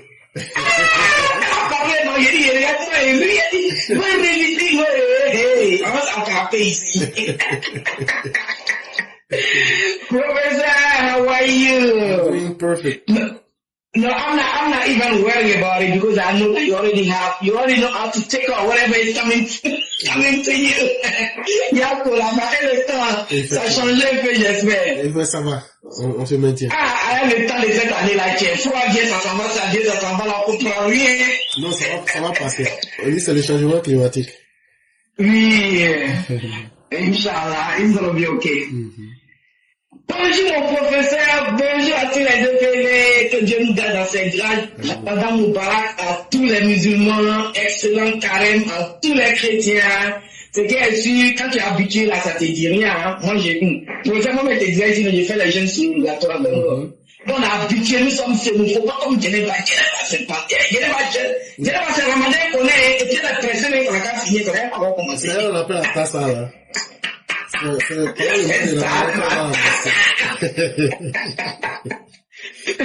Le frère Marcel arrive, donc je vais aller très vite. Voilà, d'abord, je voulais parler au PDCI. PDCI, vous êtes sûr que vous voulez qu'on parle? Grotto qu'on disait en Côte d'Ivoire avant, c'était autant de qui? J'ai mon grotto, tu as ton grotto, c'était autant de qui? PDCI. Vous voulez vraiment vous mêler dans cette histoire-là, vous voulez qu'on parle, votre charrette là, son nom est dedans. Pourquoi vous ne vous occupez pas de lui? Et puis je vais vous dire une chose, hein. La famille Ouattara là, il y a longtemps, il savait que le papa de la Ouattara savait qu'un jour il allait devenir président. Donc il y a longtemps, il faisait attention à leurs images. Oui, il y a longtemps, il contrôlait les images. Vous voulez nous parler de cette histoire de pédophiles qui est dedans là. Hein? Vous croyez que la famille Ouattara va aller s'attacher à ce truc-là, sachant qu'un jour, quelqu'un va devenir président dans leur famille? Il y a longtemps, la famille Ouattara qui est persécutée dans Côte d'Ivoire. Est-ce que c'est aujourd'hui ça a commencé? Ou bien c'est en 2010 ça a commencé? Mais quand même, vous voulez qu'on parle, vous les gens de PDCI? Vous voulez qu'on parle d'un pays là? Gros temps, quand j'ai dans le pays là, c'était au temps de qui? C'était avec qui? Vous voulez qu'on parle? Ah, ok. Si vous voulez qu'on parle là, on va parler. Votre chacun qui a la son nom est dedans. Allez-y, vous gérez ça à lui. Allez-y, gérez pour lui d'abord. Vous avez compris? On peut être ami à quelqu'un sans faire ce que la personne fait. Ou bien vous ne savez pas ça. Est-ce que tu as besoin, tu te promets quelqu'un qui fume pour boire là? Est-ce que tu as besoin de boire? Moi, comme ça, nous autres là, on est toujours à boire, mais on n'a jamais bu de l'alcool. On n'a jamais touché la cigarette. Mais on avait des amis à côté qui le faisaient. Est-ce que ça nous intéressait? De quoi vous voulez nous parler? Vous pouvez essayer aussi. Vous voulez qu'on parle? Vos enfants, vos nièces, vos cousines là. Vous voulez qu'on parle? PDCI. Arrêtez ça. Si vous n'aviez plus rien à dire en politique là, allez-y vous asseoir dans vos champs. Si vous aviez des champs. Laissez les gens faire la politique. Vous pensez que vous êtes plus bas. C'est-à-dire que PPACI aussi parler. Dieu de bon sang. Ouais. On dit c'est quand tu es mieux que quelqu'un là que tu veux parler de la personne. Vous n'êtes pas mieux que la famille Ouattara. Donc vous devez la fermer. C'est que chaque fois que je vois ces trucs-là sur la toile, j'ai lu seul. J'ai dit ceux-là aussi parlent. C'est vous qui êtes calés, vous n'avez pas la carton, vous bavez le rang là. C'est le carton de capote là qui était dans son truc là-bas, à la présidence. Vous voulez qu'on parle? Laissez les bonnes personnes qui allaient fermer là. Il y a des pratiques chez les blancs là-bas là. Moi, en tant qu'Africain, on ne va jamais faire.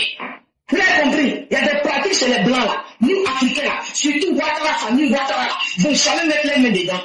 Parce que eux-mêmes, ils savaient où ils allaient arriver. Quand tu es devenu grand là, dès que tu es petit là, tu sais que tu vas devenir grand un jour. Donc tu commences à faire attention à toi. Vous avez compris? Donc vous, PPACI, PDCI, opposition même complète de Côte d'Ivoire là, vous devez la fermer. Vous devez la fermer. Je ne vais pas trop interagir parce que mon frère Martial arrive derrière. Donc je vais m'arrêter là.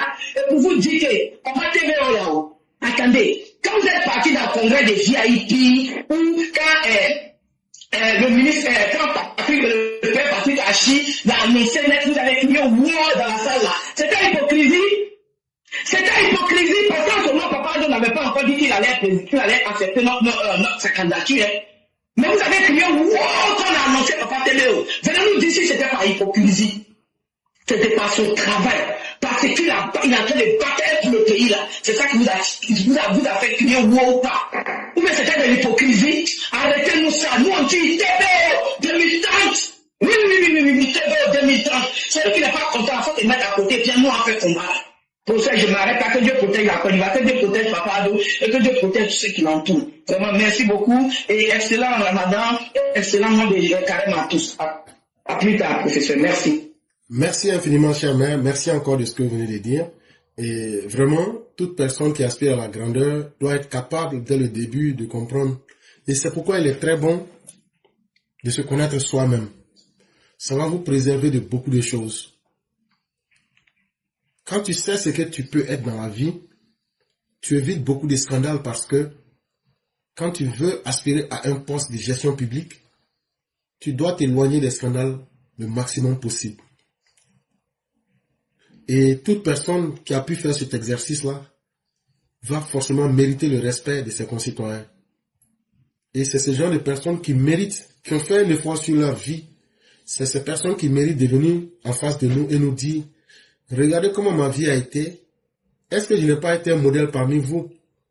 Comme le jour où le prophète des musulmans s'est levé à la Mecque et il a dit aux habitants de la Mecque, est-ce que si je vous dis une vérité, vous allez me croire? Les gens lui disent oui parce que tu as été toujours un modèle. Et même ici ton surnom, on t'appelle le digne de confiance, El Amin.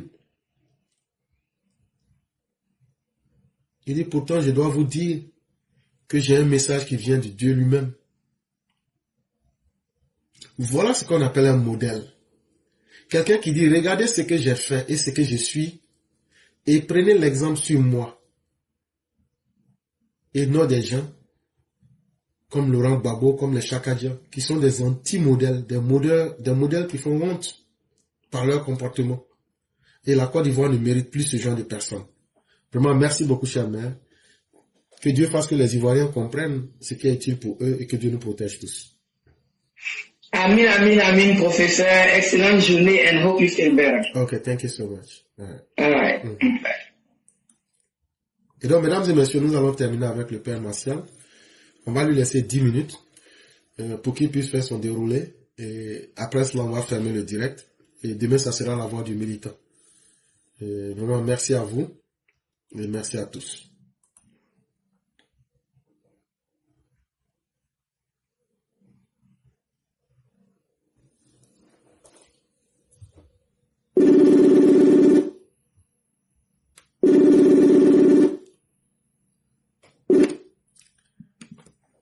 Allô? Oui, éclaireur, bonsoir. Bonsoir, cher patriarche, comment allez-vous? Ça va bien, merci. Dieu merci. Qu'est-ce qu'il y a? On dirait le froid en train de te fatiguer là. Non, ça va. C'est des choses qui arrivent souvent ici. Donc, c'est un peu normal. Hein. Oui, effectivement. Avec autant de fraîcheur, c'est normal. Ça, c'est clair. Effectivement. Donc, on va laisser une dizaine de minutes. D'accord, il n'y a pas de souci. Je vais aller même très vite parce que c'est l'heure, nous on n'est pas loin de l'heure de la rupture ici. Ok. Voilà, donc bonsoir à toi, bonsoir à tous les EPV, Ramadan Moubarak à tous les musulmans qui sont sur la plateforme, à tous les EPV musulmans, bon carême chrétien à tous les chrétiens catholiques de EPV. Donc c'est un mois vraiment, je pense que chacun devra se concentrer sur ce mois-là, sur les prières et faire de bonnes œuvres. On a 11 mois dans l'année où on fait beaucoup de bêtises et je pense que les gens nous demandent de prendre un mois pour nous ressourcer, pour nous remettre en cause et pour rentrer en nous-mêmes et analyser réellement nos vies et réorienter en tout cas nos actions et nos pensées et tout le reste. Je pense que c'est pour ça qu'on dit c'est un mois béni. Le mois il est béni parce que c'est pas parce que simplement le mois il est comme tous les mois en fait, mais on a décidé à un moment donné de se concentrer sur l'essentiel de nos vies. Voilà, il s'agit pas de profiter du mois de jeûne pour en tant que commerçant surtout pour voler davantage les gens en augmentant artificiellement les prix. C'est le propre des Ivoiriens, surtout en Côte d'Ivoire ici là, les gens adorent ça. Une fois qu'on rentre dans le mois de jeûne, qui est un mois où c'est vrai la demande explose dans beaucoup de nourriture, beaucoup de condiments et autres, les gens profitent pour augmenter artificiellement les prix. Ils font même ce qu'on appelle de la spéculation. Ils payent des marchandises, ils les gardent par devers eux, et quand le mois de jeûne arrive, et c'est là maintenant, ils mettent les marchandises sur le marché au prix coûtant. Voilà, et c'est vraiment dommage, mais heureusement que le gouvernement quand même veille au grain, il faut le reconnaître. Le ministère du Commerce envoie les gens sur le terrain et plus ou moins, bon, c'est quand même respecté et ça nous permet de mettre ou de juguler, je dirais, les volontés inflationnistes de nos compatriotes, mais surtout des commerçants d'une manière générale. Ceci dit, éclaireur, en fait, hier, quand j'ai reçu de la part d'un ami en inbox sur mon WhatsApp, la déclaration du PDCI sur cette histoire de Jeffrey Epstein, je te l'ai envoyé immédiatement. Mais j'étais choqué quand j'ai fini de lire. J'ai dit, mais cela se fout de la gueule de qui même. Il ne peut pas prendre une affaire de rumeur où il n'y a pas d'éléments probants, il n'y a pas de preuves, c'est vraiment des suggestions. L'article même, éclaireur, je jure, vraiment, Dieu est fort. Hein. Dans mes réflexions, j'ai dit à mon fils au téléphone que méfie-toi de la manipulation. Est-ce que c'est pas Tidjane Thiam qui a payé Le Monde, le journal Le Monde, un article dans le journal Le Monde pour qu'on instrumentalise à partir de là pour donner de la crédibilité? Je t'assure, j'ai dit ça le matin à mon fils. Et le soir, je reçois cette déclaration du PDCI. J'ai appelé mon fils, j'ai dit, t'as vu non? Et t'as dit quoi? T'as vu que souvent là, nous on fait des analyses parce qu'on voit en profondeur. Et on lit à travers les lignes. On voit les choses qui sont cachées derrière ce qui est apparent. Moi, je te dis que je mets ma main au feu. Je suis convaincu quelque part que le monde là ne peut pas écrire cet article-là dans le vide comme ça. C'est tendancieux et c'est politiquement voulu. Voilà le PDCI qui appelle la balle au bon. C'était préparé. Et quand tu lis la déclaration du PDCI éclaireur, ce n'est pas écrit par le PDCI. Moi, je te dis ça aujourd'hui. C'est écrit par les officines de McKinsey. Oui, c'est écrit par les officines de McKinsey. La technique qui a été utilisée, c'est parce que dans l'article là, dans la tribune, je ne suis pas rentré dans tous les détails. Il y a plein de techniques de communication, de biais cognitifs que les gens ont utilisés. Il y a des raccourcis qui touchent le subconscient des gens. C'est très dangereux ce que les gens du PDC ont fait. Je t'assure. Éclaireur, j'ai déjà compris ce que tu as dit. Ce que je propose, c'est qu'on fasse ce qu'on appelle une interpellation citoyenne au procureur. On ne va pas dire le nom du PDCI. Je te dis pourquoi. C'est pas pour leur faire, c'est pas parce qu'on a peur d'eux. Si on dit le nom du PDCI, ils vont se victimiser. Et ça va, c'est pour donner, ils vont donner une connotation, ils vont utiliser politiquement pour se donner de la contenance. C'est ce qu'ils recherchent. On va pas faire comme ça. On va pas dire leur nom. Parce que ce n'est pas que eux seulement qui en parlent sur la toile. Il y a beaucoup d'autres personnes, des opposants qui en parlent. On va parler de manière générale. Maintenant, si le procureur effectivement ouvre une enquête, tu vas voir que finalement, la pression de la preuve sera dans le camp de ceux qui demandent au gouvernement de prouver. Ce sera à eux de prouver. Dans les tribunes, comme ce que nous faisons, c'est-à-dire en parlant, on va accuser le PDCI. Mais ce genre, parce qu'on est en train de chercher à judiciariser des faits politiques. Donc, en stratégie, ce ne serait pas bon de dire le nom. On ne va pas dire le nom. On va parler de manière générale. Je vais t'envoyer la proposition dès demain d'interpellation, le document. Tu vas lire, et puis si tu valides, on va, avec certains EPV, on verra comment on va faire pour aller déposer ça sur le procureur, et on va publier ça, tu vas publier sur ta page.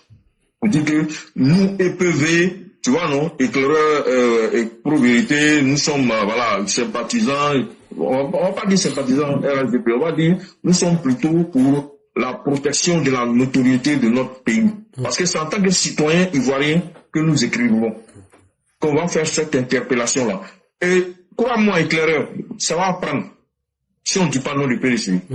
Parce que ça va mettre le procureur plus à l'aise. Si on met le nom du PDCI, le procureur va avoir, pas la peur, mais il va hésiter.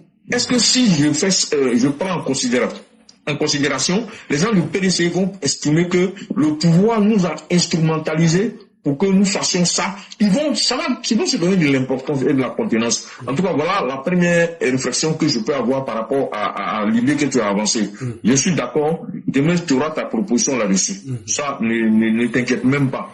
Par la grâce de Dieu, avant ton direct de demain, Inch'Allah, tu vas avoir le document.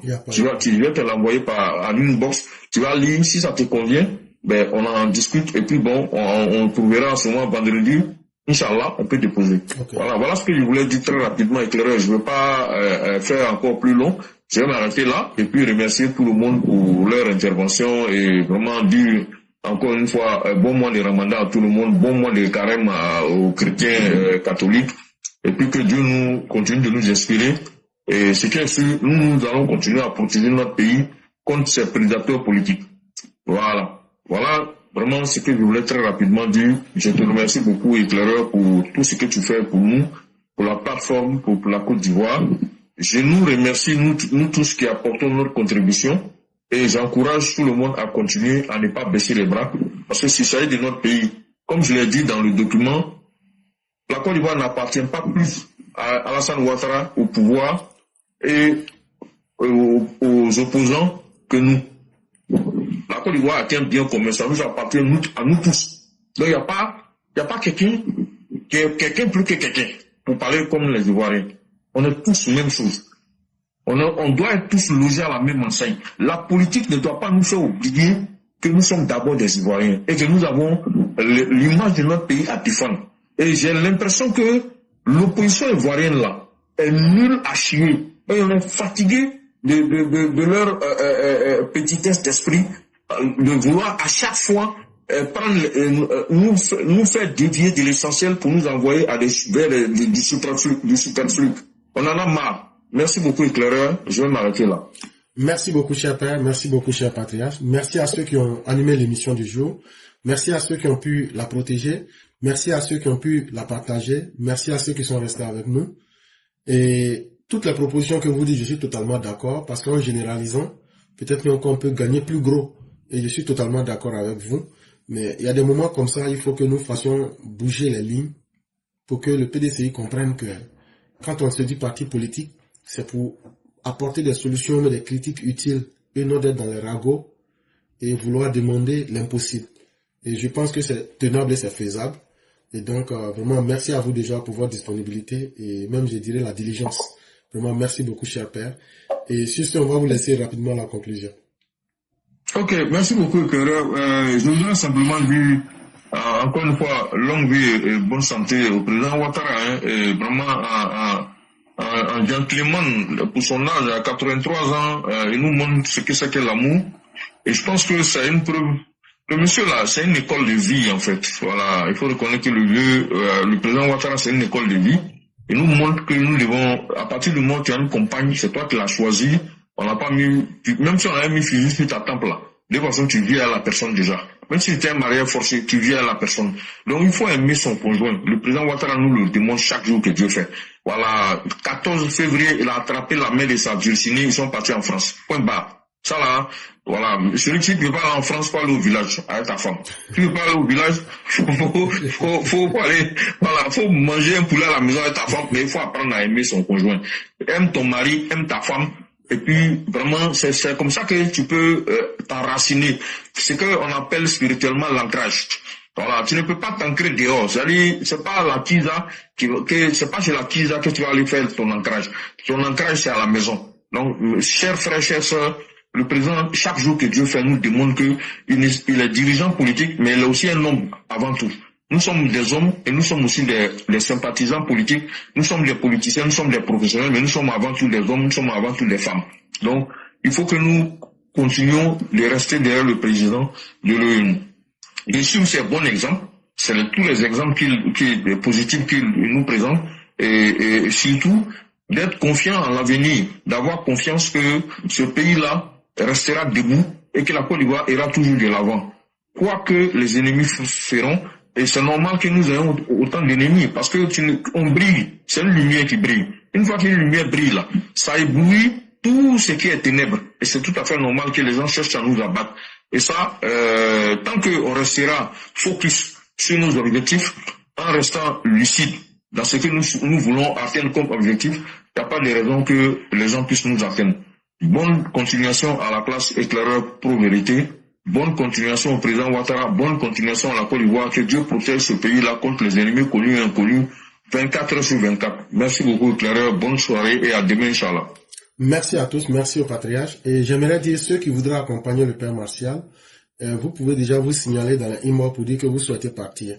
Là, comme ça, je vais vous donner le point de rencontre si vous devez participer. Et on va vous donner aussi l'heure. Pour ceux qui voudraient accompagner le père Martial, je pense que ça sera le vendredi. Et donc, ceux qui voudraient l'accompagner, signalez-vous pour dire je souhaite participer. Et comme ça, vous laissez votre numéro de téléphone. Là, comme ça, à la fin d'aujourd'hui, faites ça aujourd'hui. N'attendez pas, aujourd'hui c'est mercredi. Faites ça aujourd'hui et demain.